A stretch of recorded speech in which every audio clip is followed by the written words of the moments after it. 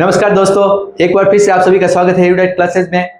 आज की क्लास में आपके लिए बहुत ही फायदेमंद होने वाली है। जो भी विद्यार्थी सीईटी की तैयारी कर रहे हैं, सीईटी 10+2 की तैयारी कर रहे हैं, उनके लिए बहुत ही खास ये जो क्लास है वो होने वाली है, क्योंकि इस क्लास के अंदर मैं आपको सीईटी से संबंधित पूरी जो स्ट्रेटेजी है वो अगले जो 70-75 दिन आपको क्या पढ़ना है, क्या छोड़ना है, उससे संबंधित ये क्लास होगी। क्योंकि ज्यादातर स्टूडेंट क्या जो मेहनत है वो गलत दिशा में करते हैं, गलत दिशा में मेहनत करने की वजह से उनका सिलेक्शन नहीं हो पाता है। तो इसमें मैं आपको बताऊंगा कि आपको पढ़ना क्या है, क्योंकि आलोक राज जी ने एक ट्वीट करके बताया है कि जो सीईटी हुई थी, पिछली जो सीईटी हुई थी और इसमें क्या बदलाव किया गया है और इसमें वेटेज क्या रहने वाला है, उन सब के बारे में हम चर्चा करेंगे। और आपको छोड़ना क्या है, सिर्फ मैं आपको 3 या 4 चीजें बताऊंगा। अगर वो सब्जेक्ट आप पढ़ लेते हो तो 100% आपका सीईटी का सिलेक्शन 100% होगा।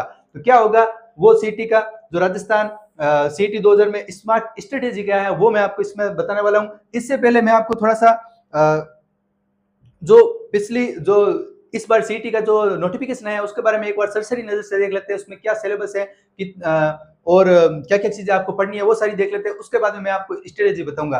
तो 1 मिनट के अंदर हम पहले एक बार नोटिफिकेशन देख लेते हैं। इसमें सीईटी का नोटिफिकेशन क्या है, इसमें देखो सीईटी के नोटिफिकेशन में क्या बदलाव हुआ है वो भी जान लेते हैं। सबसे पहले सीईटी का नोटिफिकेशन में लिखा गया है, इसमें प्रश्नों की संख्या टोटल होगी 120। जैसा कि पिछली सीट थी उसमें प्रश्नों की संख्या टोटल थी 150, ठीक है, और 150 थी और उसमें समय मिलता था आपको 3 घंटे। लेकिन इस बार परिवर्तन किया गया है, इस बार आपको सिर्फ और सिर्फ 120 ही प्रश्न अटेंड करने हैं और उसमें आपको समय मिलेगा 2.5 घंटे, मतलब 30 मिनट आपके यहाँ पे भी कम हुए हैं। 30 मिनट आपके क्या हो गए यहाँ पर माइनस हो गए। तो पहला ये बदलाव हुआ है कि यहाँ पर प्रश्नों की संख्या वो कम हुई है, ठीक है। दूसरी चीज आपको क्या ध्यान रखनी है इसमें और क्या बदलाव हुए हैं, देखो दूसरा जो बदलाव हुआ है सबसे बड़ा बदलाव कि इसमें नेगेटिव मार्किंग है वो भी ऐड कर दी गई है। पिछली सीईटी की भर्ती में कोई भी प्रकार की नेगेटिव मार्किंग नहीं थी, इस बार नेगेटिव मार्किंग ऐड कर दी गई है। तो और 1/3 नेगेटिव मार्किंग है। साथ में आपको ये भी ध्यान रखना है इस बार जो पासिंग मार्क्स हैं वो कितने हैं, 40%। जो भी विद्यार्थी 40% लेके आएगा वो इस सीईटी को क्वालिफाई कर पाएगा, वो ही जो एग्जाम है वो दे पाएगा। साथ में आपको ध्यान रखना है इसकी जो वैलिडिटी है वो 3 साल रहेगी। 3 साल वैलिडिटी रहेगी। अगर आप एक बार सीईटी पास कर लेते हो उसके बाद में आपको निष्फिक्र होकर आराम से 3 साल तक आप कोई भी एग्जाम है वो दे सकते हो। साथ में आपको ध्यान रखना है, आलोक राज जी ने यह भी बताया इसमें टोटल 14 वैकेंसी है, 14 वैकेंसी है इस सीईटी के अंदर आने वाली है। अगर आप 10+2 हो और आपने तैयारी का सोच लिया है तो आप सीईटी की जान लगा के एकदम तैयारी शुरू कर दो, क्योंकि 14 वैकेंसी आपको इसके अंदर देखने को मिलेगी। हर कोई इसमें एग्जाम नहीं दे पाएगा, जो बच्चा सीईटी पास करके आएगा वही एग्जाम दे पाएगा। इसलिए यहाँ पर आप देख पाओगे कि यहाँ पर जो कंपटीशन है वो बहुत ही कम हो जाएगा। तो आपका पहला जो टारगेट है वो ये होना चाहिए कि आपको सीईटी पास करनी है। तो सीईटी पास कैसे करोगे, सिलेबस इतना बड़ा है, स्ट्रेटेजी क्या रखे सर। इसमें आप सिलेबस एक बार देखा, मैं आपको दिखा देता हूँ सिलेबस क्या क्या है। सबसे पहले राजस्थान का इतिहास है, इतिहास के ये टॉपिक आपको दे रखे हैं। राजस्थान कला संस्कृति आर्ट एंड कल्चर का टॉपिक दे रखे हैं। उसके बाद में राजस्थान जियोग्राफी, इंडिया की जियोग्राफी है। राजस्थान की जो जियोग्राफी है वो भी है। साथ में इंडियन पॉलिटी है, राजस्थान की अर्थव्यवस्था है। इसके बाद में एवरीडे साइंस। अब इसमें इंपॉर्टेंट क्या क्या चीज होने वाली है, कौन से सब्जेक्ट से कितने प्रश्न आने वाले हैं वो मैं आपको स्ट्रेटेजी के अंदर बताऊंगा। यहाँ पर आपको ध्यान रखना है सबसे इंपॉर्टेंट है आपके लिए एवरीडे साइंस। उसके बाद में साइंस के बाद में आपको ध्यान रखना है रीजनिंग। साइंस के बाद में जो सबसे इंपॉर्टेंट होने वाला है वो है रीजनिंग। रीजनिंग के टॉपिक है आपके सामने। उसके बाद में अगला है टॉपिक आपका रीजनिंग के बाद में एक जन स्वास्थ्य। ये टॉपिक नया ऐड हुआ है, आपको ध्यान रखना है। पिछली जो सीईटी थी इसमें जन स्वास्थ्य नहीं था। 5 से 7% इस टॉपिक के आने वाले हैं। और अगर आप चाहते हो कि एक ही क्लास के अंदर आपकी ये 5 से 7% एकदम तैयार हो जाए तो आप यूडाइट क्लासेस को सब्सक्राइब कर लेना, क्योंकि यहाँ पर आपको एक ऐसी क्लास उपलब्ध करवाई जाएगी जिसमें आपके 5 से 7% एक ही क्लास के अंदर आपके तैयार हो जाएंगे जन स्वास्थ्य। इसके अलावा कंप्यूटर नॉलेज है और हिंदी है। उसके बाद में जनरल इंग्लिश है। तो इसमें एक सब्जेक्ट और बच गया वो है मैथ। यहाँ पर आपको तार्किक विवेचन, यहाँ पर रीजनिंग है, रीजनिंग के साथ में अगर आप और देखोगे तो एक चीज और है आपके इसमें मैथ है। तो रीजनिंग और मैथ है दोनों इसमें साथ में ही आपको।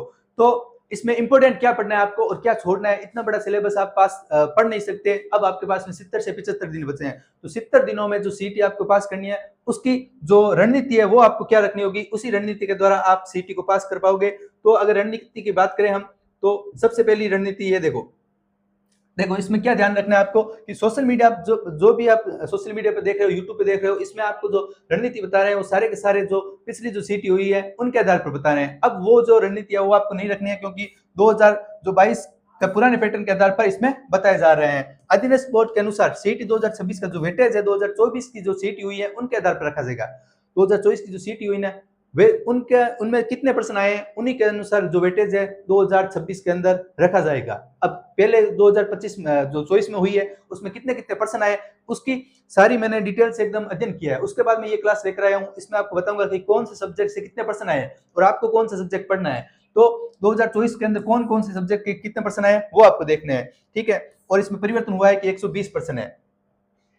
तो किस सब्जेक्ट से कितने परसेंट आए, ये जो स्ट्रेटेजी है वो आपके लिए बहुत ही फायदेमंद होने वाली है। सबसे इंपॉर्टेंट होने वाला है इसमें आपका मैथ और रीजनिंग का पोर्शन। मैथ और रीजनिंग के पोर्शन में लगभग 20% आए हैं।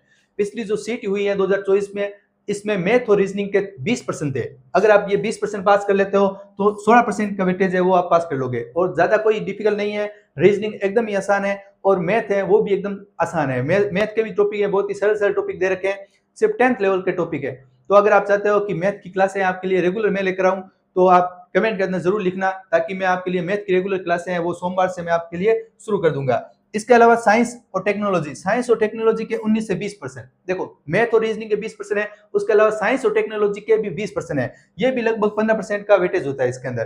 तीसरे स्थान पर जो सबसे इंपॉर्टेंट है वो है हिंदी और इंग्लिश। हिंदी और इंग्लिश दोनों मिलाकर आपके पूरे के पूरे 32% आए थे पिछली सीईटी के अंदर। और आलोक राज जी ने बताया है कि इस बार सीईटी का जो वेटेज है वो पिछली सीईटी के अनुसार ही रखा जाएगा।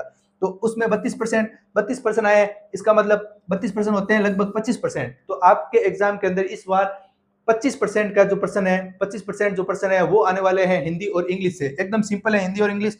इसके अलावा अगर 10% और मान लेते हैं वो आपके राजस्थान जियोग्राफी और इकोनॉमिक्स से आपके 10% लगभग 8% का वेटेज मिलता है। अब अगर इन सबको जोड़े तो यहाँ से आप देख सकते हो कि लगभग 55% का वेटेज है ना वो यहाँ से हो जाता है और आपको सिर्फ लाने 40%।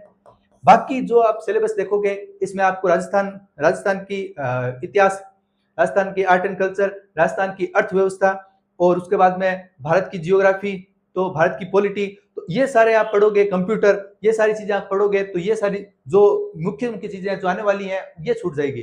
ज्यादातर जो स्टूडेंट है वो जब तैयारी करना शुरू करता है सीटी की तो वो सबसे पहले लेकर बैठता है राजस्थान की जीके।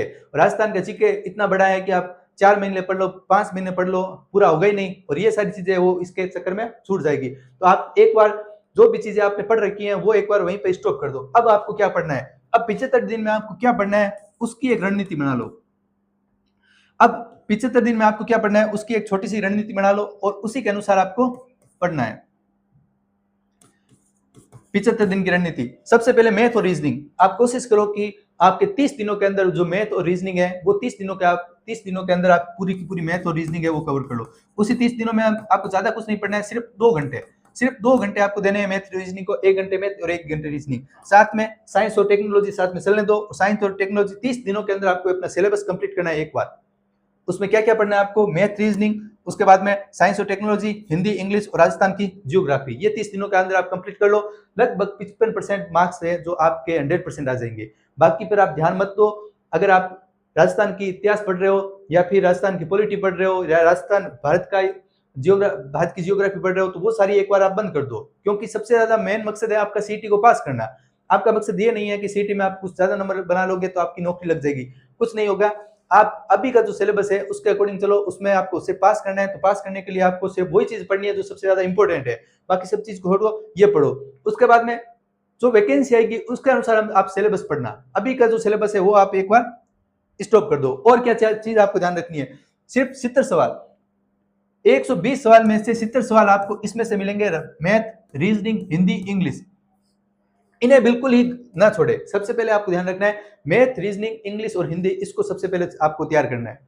ये चारों चीजें तैयार हो जाए उसके बाद में अगर समय बचता है तो आप बाकी चीजें देख सकते हो, लेकिन इसको तो सबसे पहले तैयार करना है। अगर एक बार तैयार हो जाती है तो आप दूसरी बार रिवीजन करो इसका, ठीक है। और जो ज्यादातर स्टूडेंट होते हैं, नए स्टूडेंट होते हैं, 12वीं पास करके आते हैं, उनको पता नहीं होता है कि क्या पढ़ना है, किस प्रकार पढ़ना है, वेटेज क्या रहता है, सिलेबस क्या होता है। तो वो क्या करते हैं, सबसे पहले उठाते हैं राजस्थान की जीके की किताबें और उसको पढ़ना शुरू कर देते हैं, जो कि सबसे पहला जो गलत कदम है वो यही होता है। तो राजस्थान जीके बहुत समय देते हैं, इसका वेटेज तुलनात्मक रूप से क्या है, कम है। और एक नया टॉपिक इसमें जुड़ा है जिसका नाम है जन स्वास्थ्य। इस टॉपिक को अच्छी तरीके से तैयार कर लेना, क्योंकि अगर ये टॉपिक आप तैयार करते हो तो 5 से 10% यहाँ से आ सकते हैं, 5 से 10%। देखो इसका वेटेज पिछले पेपर में नहीं था क्योंकि ये टॉपिक ही पिछले पेपर में नहीं था। इस बार इस टॉपिक से 5 से 10% 100% आएंगे, तो ये टॉपिक आपको छोड़ना नहीं है। आपने देख लिया कि 70% तो आपको यहाँ से मिल जाएंगे और 5-10% है वो आपको ये जन स्वास्थ्य वाले टॉपिक से मिल जाएंगे। टोटल आपके 75% 100% तैयार हो जाएंगे। और आपको लाने के कितने हैं इसमें से, सिर्फ आपको 40% लाने हैं। तो 120 का 40% लगभग आपको 48% है वो सही करना है। लगभग आपको कितने परसेंट सही करना है, 48%। तो यहाँ पर आपके 75% है वो सही हो रहे हैं। 100% सिलेक्शन पक्का है, लेकिन इस चीज को आपको एक भी परसेंट छोड़ना नहीं है। ये सारी चीजें आपको अच्छी तरीके से आनी चाहिए। बाकी जो अब राजस्थान की इतिहास है या कला संस्कृति है, अगर इसमें सरल सरल प्रश्न आते हैं तो आप बिना पढ़े ही सही कर दोगे। इसमें पढ़ने की कुछ जरूरत है ही नहीं कि आप समय दो उनको तैयार करो, इतना कुछ जरूरी है नहीं। 75% यहाँ से तैयार हो रहे हैं आपके, और उसके अलावा जो बचे हुए प्रश्न है आप बाकी जो बचे हुए प्रश्न है उनमें से आप 5-10% तो करोगे, 15% तो करोगे, तो उस कुल मिला के आपके पर्सन जो क्वालिफाई मार्क्स है वो हो जाएगा। समय आगे क्या है, सही समय पर प्रबंधन और सही विषय का फोकस सफलता की कुंजी है। अब देखो सिलेक्शन उसी का होगा जो एकदम स्मार्ट स्ट्रेटेजी से पढ़ेगा, एकदम सही तरीके से पढ़ेगा। अब सही तरीका है क्या सर, पढ़ते तो सभी हैं, मेहनत तो सभी करते हैं, लेकिन सिलेक्शन है वो सबका नहीं होता है। कारण क्या है इसके पीछे, क्योंकि जो सिलेक्शन उन्हीं का होता है जो सही तरीके से पढ़ता है। तो तरीका क्या है वो मैंने आपको बता दिया कि किस प्रकार आपको पढ़ना है। तो आज से ही आप कॉपी पेन लेके बैठो और उसमें एक सही रणनीति बनाओ अपनी कि क्या क्या पढ़ना है, कितने समय तक पढ़ना है और कहाँ से पढ़ना है। अगर आप चाहते हो कि मैथ और साइंस आपकी कुछ भी अभी तैयार नहीं है, आप तैयार करना चाहते हो, तो आप कमेंट में जरूर लिखना मैथ और साइंस के बारे में। तो मैं मैथ और साइंस आपकी यहाँ पर यूट्यूब पे एकदम फ्री करवाऊंगा। सोमवार को क्लास आने वाली है मैथ की, आप देख लेना कि आपको मैथ किस तरीके से मैं आपको समझाता हूँ। तो आज के लिए बस इतना ही। आगे मैं आपको समय समय पर और भी जानकारी वो देता रहूंगा। सीटी से संबंधित जो भी जानकारी आएगी, जो भी अपडेट आएगा वो मैं देता रहूंगा, और नई जो क्लास है वो आपके लिए मिलती रहेगी। सभी को धन्यवाद।